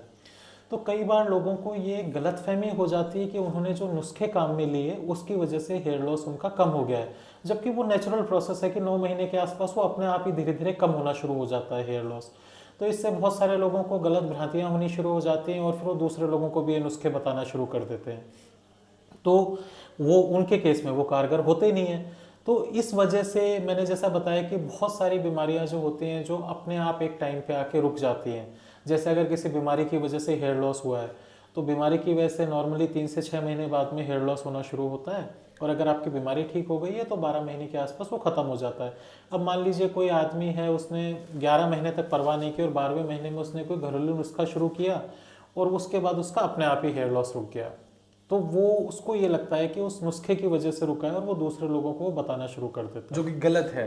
गलत है, क्योंकि हर किसी में हेयर लॉस का कारण अलग होता है। ये समझता है इनका तो जिन केसेस में ये रिजल्ट आ रहा है उन केसेस में अपने आप ही रुकना था हेयर लॉस थोड़े टाइम के बाद में, लेकिन जिनके नहीं रुकना है उनके आप ये नुस्खे लगाओगे और उनका ट्रीटमेंट डिले करोगे, कई बार साइड इफेक्ट भी हो जाते हैं इस चीज़ के, तो ये दिक्कत रहती है। अच्छा सर, आजकल क्या है कि जब बाल झड़ना शुरू होते हैं या प्रॉपर हेयर लॉस मेंस में हो जाता है तो काफ़ी पैचेस लगाना शुरू कर देते हैं। और ये सवाल था मेरा कि पैचेस जब लगाते हैं उसके पहले ग्लू लगाई जाती है उसको चिपकाने के लिए, चिपके रहे, तो वो क्या अपने हेयर टिश्यू है या और भी जो अंदर हेयर स्किन है जो उसको डैमेज करते हैं? क्योंकि वो एक ग्लू लगाई जा रही है तो शायद वो डैमेज कर सके। डैमेज कर सकती है, बिल्कुल कर सकती है। इरिटेंट बहुत सीवियर हो जाता है, कुछ लोगों को ग्लू से एलर्जी होना शुरू हो जाती है। कुछ मरीज आते हैं जिनके लिए हेयर विग और हेयर पैचेस पहनना ही संभव नहीं हो पाता है। इस तरह के मतलब कई बार इरिटेशन की वजह से, उस ग्लू की वजह से, कई बार जो आर्टिफिशियल हेयर होते हैं उनके अंदर के कवरिंग की वजह से कुछ लोगों को इरिटेशन होना शुरू हो जाती है और फिर उसकी वजह से उन्हें वो छोड़ना पड़ता है वो लगाना। जहाँ तक ठीक है, जिन लोगों को कोई इरिटेशन नहीं हो रही, कुछ दिक्कत नहीं हो रही, वो यूज़ में कर सकते हैं, लेकिन जिनको इरिटेशन हो रही है उनको तुरंत बंद कर देना चाहिए, क्योंकि धीरे धीरे करके वो बहुत ज़्यादा परेशानी क्रिएट कर सकता है उन लोगों के लिए। सर, हेयर लॉस का लास्ट स्टेप कौन सा है? जब अगर ये निकल गया, ये स्टेप निकल गया तो फिर आप फेल हो, उसके बाद आप हेयर लॉस नहीं रोक सकते। कहाँ तक है ऐसा कि अपन पास हो सकते हैं, हेयर लॉस रोक सकते हैं, या जहाँ बाल चले गए थे वह वापस आ सकते हैं? देखिए आदित्य जी, ये बहुत सारी चीज़ों पे डिपेंड करता है। कोई भी चीज़ ऐसे नहीं है कि हम ये पर्सन टू पर्सन के दवाइयों के लिए कैसे रेस्पॉन्स करता है उस पर भी डिपेंड करता है। जैसे एंड्रोजेंटिक एलोपेशिया मैंने बताया, उसके अंदर अगर स्टेज 5 या 6 आ जाती है जिसमें क्राउन के सारे बाल अपने निकल जाते हैं, तो उस केस में बाल आने की पॉसिबिलिटी कम हो जाती है, लेकिन ऐसा नहीं है। उसमें भी हमने देखा है कि 10 में से 2 पेशेंट को बहुत अच्छा रेस्पॉन्स मिलता है दवाइयों से। अच्छा, मतलब आते हैं वापस? हाँ, ऐसा 10 में से 2 पेशेंट को बहुत अच्छा रेस्पॉन्स होता है। उसके बाद आजकल थेरेपीज बहुत अच्छी आ गई, जैसे प्लेटलेट रिच प्लाज्मा थेरेपी होती है, ग्रोथ फैक्टर थेरेपी होती है, उसके जरिए बालों को उगाया जा सकता है मेडिकल ट्रीटमेंट के जरिए ही। अब उसी में अगर अपन मान लें कि एक दूसरी बीमारी होती है एलोपेशिया एरिएटा, जिसके अंदर ऑटो इम्यूनिटी की वजह से बाल जाते हैं, तो उसमें सारे बाल चले जाते हैं, उसके बावजूद भी बाल आने की अच्छी प्रोबेबिलिटी रहती है। हेयर लॉस काफ़ी एक्सेसिव हो जाता है, लेकिन उसके बावजूद भी हम 3 से 6 महीने ट्रीटमेंट देते हैं तो पेशेंट को बहुत अच्छा रेस्पॉन्स आ जाता है। अब रही बात की अगर 6 और 7 स्टेज में अगर कई पेशेंट ऐसे होते हैं जिनमें हेयर लॉस नहीं रुक पा रहा है, तो उनमें लास्ट स्टेप क्या किया जाए? उनमें हेयर ट्रांसप्लांटेशन किया जाता है। लेकिन हेयर ट्रांसप्लांटेशन भी ऐसा नहीं है कि उसके बाद आपको कोई ट्रीटमेंट लेना नहीं पड़ेगा। लोगों में ये बहुत बड़ी गलतफहमी है कि हमने एक बार हेयर ट्रांसप्लांटेशन करा दिया, उसके बाद कोई ट्रीटमेंट की ज़रूरत नहीं है। उन बालों को रोके रखने के लिए भी रेगुलर आपको ट्रीटमेंट की ज़रूरत पड़ती है, हेयर ट्रांसप्लांटेशन एक बार आपको डेंसिटी दे देगा, लेकिन वो जो बाल हम लगा रहे हैं वो हार्मोनल के इन्फ्लुएंस के अंदर वापस जाने की उनकी रहेगी टेंडेंसी, तो वहाँ पे उनको बचाए रखने के लिए आपको कोई ना कोई मेडिकल ट्रीटमेंट जारी वो रखना ट्रीटमेंट पड़ेगा। लगातार आपको लेना ही पड़ेगा। जब तक आपको बाल चाहिए तब तक आपको ट्रीटमेंट कंटिन्यू। बाल तो सबको ही चाहिए। बाल चाहिए, हाँ बिल्कुल चाहिए। मैं बता रहा हूँ जैसे दांत जरूरी है, वैसे आज हमारे मतलब मेंस में बाल बहुत ज्यादा जरूरी है। मेंस की बात छोड़ी, फीमेल्स में और भी ज़्यादा ज़रूरी है। वो तो फीमेल्स तो बहुत ज़्यादा डिप्रेशन और उसके साथ आती हैं हेयर लॉस की वजह से, क्योंकि इमोशनली ज़्यादा लेबाइल होती हैं और फीमेल्स बहुत ज़्यादा बालों को लेके केयरिंग होती हैं, और मतलब उनके लिए तो वो एक कॉस्मेटिक का बहुत इम्पोर्टेंट है। तो मेल्स में ही नहीं, मैं कहूँगा फीमेल्स में तो मेल से भी ज़्यादा वो होता है, दिक्कत करता है हेयर लॉस जो है उनके लिए, और ज़्यादा साइकोलॉजिकली उनको ट्रॉमा पहुँचाता है। अच्छा सर, ये हेयर लॉसेस की बात हो रही है, हेयर ट्रीटमेंट के बारे में बात, लेकिन मैं वापस घूम कर स्किन पर आता हूँ। एक अभी ज़्यादा समस्या चल रही है सोराइसिस की। काफ़ी लोग कह रहे हैं कि सोराइसिस का इलाज संभव है ही नहीं, बहुत जब तक आप यहाँ दुनिया में हैं तब तक आपको इलाज लेना ही है। सोराइसिस नहीं जाएगा, जैसे ही आप दवाइयाँ छोड़ेंगे सोराइसिस वापस आपको घेरेगा, और दवाइयाँ जब आप लेना शुरू करेंगे तो सोराइसिस चला जाएगा।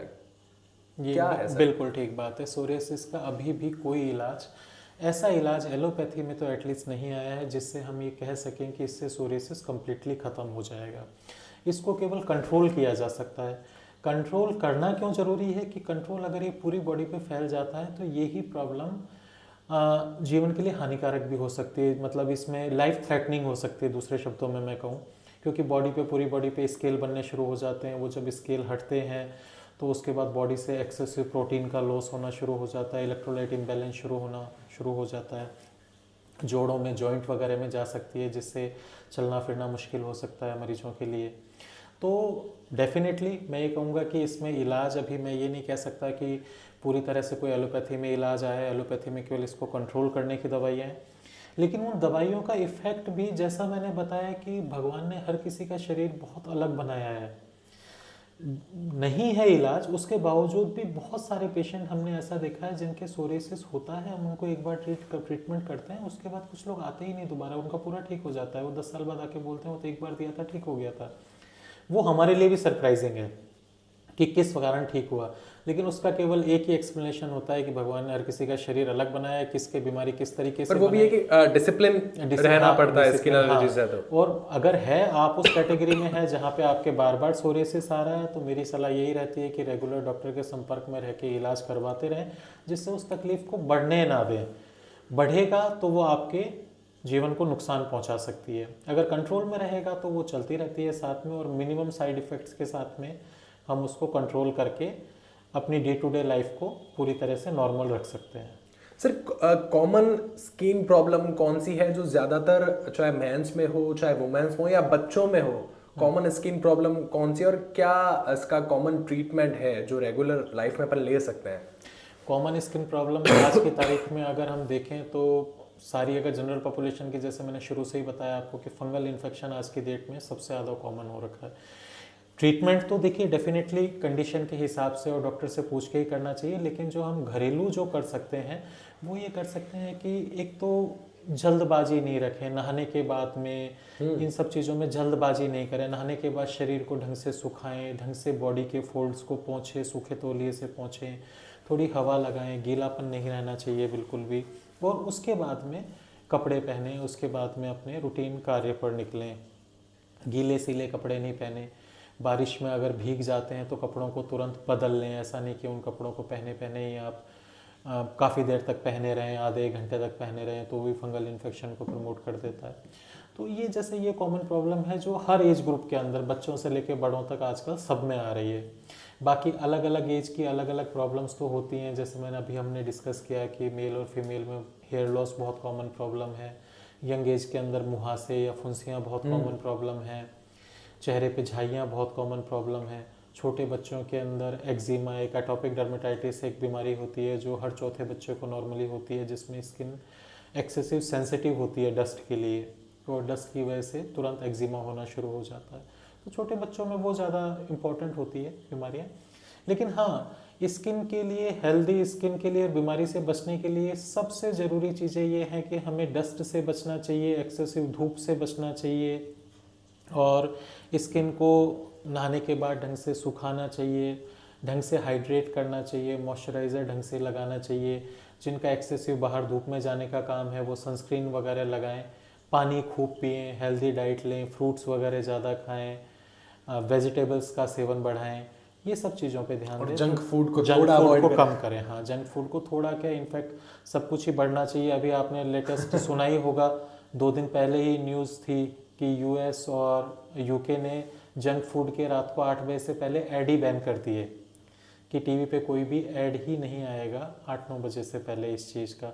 तो इससे हम अंदाज़ा लगा सकते हैं कि ये प्रॉब्लम कितनी ज़्यादा बढ़ गई है जब वेस्टर्न कंट्रीज़ ने इसको बैन करना, इस लेवल तक बैन करना शुरू कर दिया है, और हम क्या उसी को फॉलो कर रहे हैं। मतलब सारा का सारा हमारा वेस्टर्न कल्चर में ही तो जा रहा है धीरे धीरे, जो हमारा सिटी का कल्चर है। तो वो जब उन्होंने 50 साल पहले शुरू किया, हमने 20 साल पहले उन चीज़ों को शुरू किया है, तो आज से 10-20 साल बाद हम भी उसी स्टेज में जाने वाले हैं। अच्छा सर, मैं आखिरी सवालों की तरफ बढ़ता हूँ कि मेरा मेनली सवाल ये है कि आपने आपने तो नोटिस किया ही होगा, अगर रणबीर कपूर की बात की जाए, अमिताभ बच्चन जी की बात की जाए, सलमान खान की बात की जाए, या और भी जो सेलिब्रिटीज़ हैं, स्टार्स हैं, वो हेयर ट्रीटमेंट करवाते हैं। क्या सही है हेयर ट्रीटमेंट करवाना, या कौन से स्टेप, कौन से स्टेज पर आकर आप ये जो ट्रीटमेंट है वो ले सकते हैं? ट्रीटमेंट का स्टेज जो है, स्टेजिंग पे डिपेंड करता है कि इनिशियली जब अपना हेयर लॉस होता है तो मेडिकल ट्रीटमेंट ही सफिशिएंट रहता है। जैसे जैसे स्टेज बढ़ती जाती है उसमें हम एडिशनल थेरेपी जो है वो ऐड करना शुरू करते हैं, जैसे प्लेटलेट रिच प्लाज्मा थेरेपी वगैरह, और ये सब शुरू करते हैं। उसके बाद भी यदि कंट्रोल नहीं आता तो लोगों की चॉइस होती है, कुछ लोग हेयर ट्रांसप्लांटेशन के लिए जाते हैं, कुछ लोग विग के लिए जाते हैं कि विग लगा लेते हैं।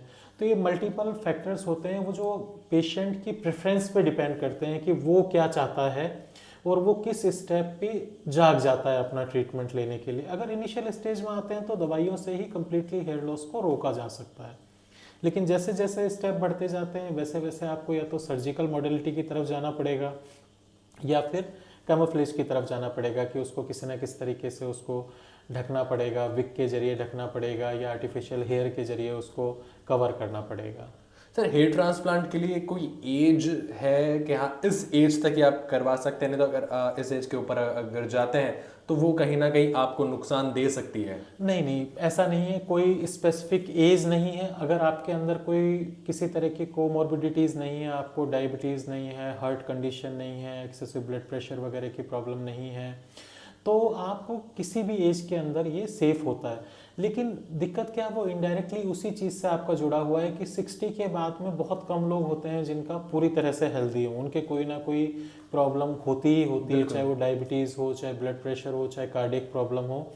उन केसेस में थोड़ा सा रिस्क बढ़ जाता है, अदरवाइज ये सेफ रहता है पूरी तरह से। और आजकल तो केवल बालों का ही नहीं, बॉडी में कहीं से भी बाल लेके उनको ट्रांसप्लांट किया जा सकता है। आजकल इस लेवल तक पहुंच गया है ट्रांसप्लांटेशन, तो वो भी हो जाता है। बस ये है कि अगर आप इंसान पूरी तरह से हेल्दी है तो वो 55-60 तक भी हेयर ट्रांसप्लांटेशन के लिए जा सकता है, उसको किस तरह की कोई दिक्कत नहीं होती है। लेकिन उसका हेल्दी होना ज़रूरी है और साथ में और कोई बीमारियां ना हो उसके, या अगर हो भी तो वो पूरी तरह से कंट्रोल में हो।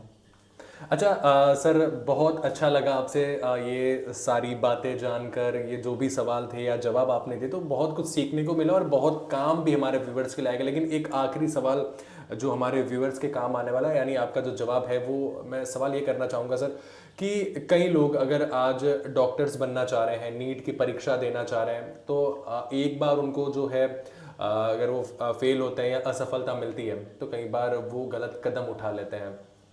उनके लिए आप क्या कहना चाहेंगे कि क्या सिर्फ एक ही स्टेप था, आगे भी कुछ वो कर सकते हैं, कैसे अपना सपना वो पूरा कर सकते हैं? सर, उनके लिए क्या मैसेज है? देखिए, बेसिकली हमारी लाइफ जो है वो ज़्यादा फेलियर से भरी रहती है। हमेशा आप देखिएगा, चाहे कितना भी सक्सेसफुल इंसान हो, उसके फेलियर्स हमेशा ज़्यादा होंगे उसके सक्सेस के मुकाबले। आप सपोज करो तेंदुलकर है, वर्ल्ड का बेस्ट बैट्समैन है, लेकिन उसने भी चाहे 800 इनिंग खेली है, उसमें सेंचुरी तो 100 ही मारी है। जितनी ज़्यादा, मतलब इतना बढ़िया बैट्समैन होते हुए भी वो जितनी बार सक्सेसफुल हुआ है उससे ज़्यादा बार फेल हुआ है। तो हमेशा कभी भी फेलियर से घबराना नहीं चाहिए, हारना नहीं चाहिए। बिना फेलियर के लाइफ है ही नहीं। जो लोग इस तरह के स्टेप उठाते हैं, मैं उनको ये कहना चाहूँगा, सबसे पहले आपको मेंटली स्ट्रॉन्ग या सोच रहे होते हैं, आपको सबसे पहले ये सबक लेने की ज़रूरत है कि आपको मेंटली स्ट्रांग होना पड़ेगा। ये कोई लास्ट स्टेप नहीं है। मान लीजिए आपने कर भी लिया, नीट क्लियर भी कर लिया, तो क्या आपकी लाइफ की प्रॉब्लम ख़त्म हो जाती? क्या आपकी लाइफ में कभी फेलियर आपको झेलना नहीं पड़ता? हर दिन झेलना पड़ता है। जब आप मेडिकल कॉलेज में घुसते हो, हर दिन आपको नई नई प्रॉब्लम फेस करनी पड़ती हैं। मेडिकल कॉलेज की बात छोड़िए, आप ये डॉक्टरी फील्ड की बात छोड़िए, आप अपनी डे टू डे लाइफ में देखिएगा, बिना प्रॉब्लम्स के लाइफ है ही नहीं। हर दिन हमें किसी ना किसी प्रॉब्लम के लिए जूझना पड़ता है। इनफैक्ट ऐसी कंडीशन है कि अब तो हम इतना तैयार हो चुके हैं कि जब हफ्ते 10 दिन तक कोई प्रॉब्लम नहीं आती तो फिर ऐसा लगने लग जाता है कि क्या कैसे चल रहा है ये सब, मज़ा नहीं आ रहा। हाँ, मतलब कैसे रहा है। तो हमेशा फेलियर का रेशियो आपकी सक्सेस के रेशियो से ज़्यादा होगा।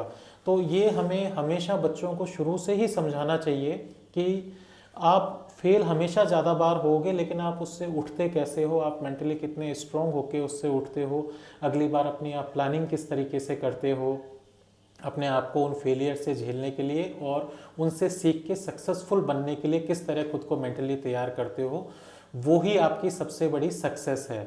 ये जो टेम्परेरी सक्सेस है कि नीट में सिलेक्शन हो गया, इसमें सिलेक्शन हो गया, उसमें सिलेक्शन हो गया, ये लाइफ में बहुत ज़्यादा आपको नहीं बचाने वाले। ये केवल आपको सिक्योर लाइफ दे सकते हैं। ये आपको कभी भी स्ट्रेस फ्री या प्रॉब्लम फ्री लाइफ नहीं दे सकते हैं। ये समझना बहुत ज़रूरी है।